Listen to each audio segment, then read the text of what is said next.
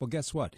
It's still winter time in Alaska. That's right. A snowstorm that began on Tuesday down in Anchorage increased on Wednesday with a snow day. Actually, they closed schools in Anchorage because of snow, mainly because of the danger for driving.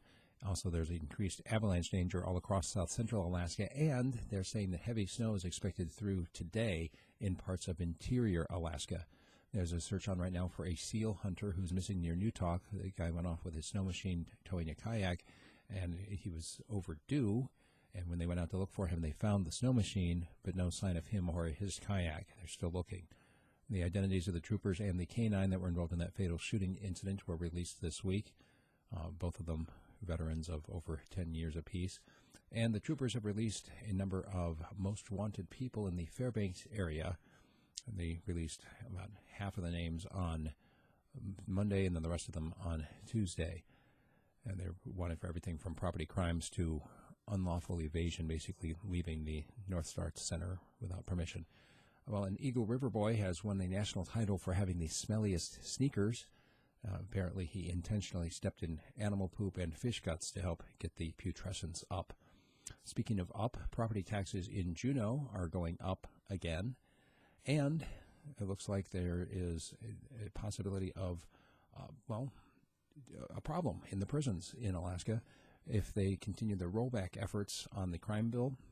Basically, the crime bill said that we're not going to put people in jail for certain offenses anymore. Now they're talking about rolling that back and putting people in jail again, but they've still cut the state prison budget, and they're saying that that could cause a strain.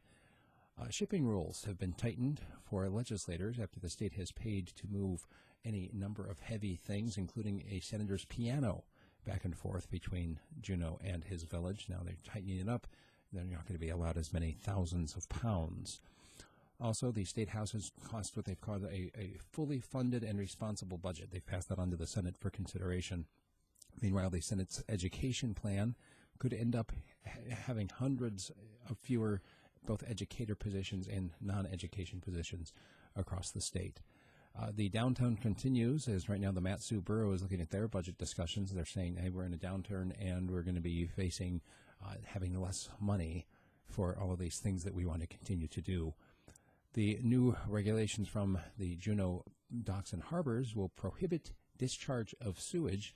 And speaking of discharge, there was kind of some interesting graffiti that appeared this week on the legislature's Anchorage offices. They were tarred with graffiti, including words like "oil kills," and they're suggesting that it might have been aimed at Wells Fargo, where the Anchorage LIO is now located. However, it's also been suggested that maybe it was aimed at the legislature themselves. They don't know. Speaking of graffiti, gang graffiti has been on the increase in Anchorage, and they're looking at the possibility of how to curtail gang activity.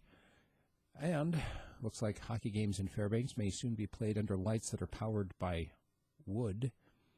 As the Big Dipper, they're talking about using a wood system to power the lights.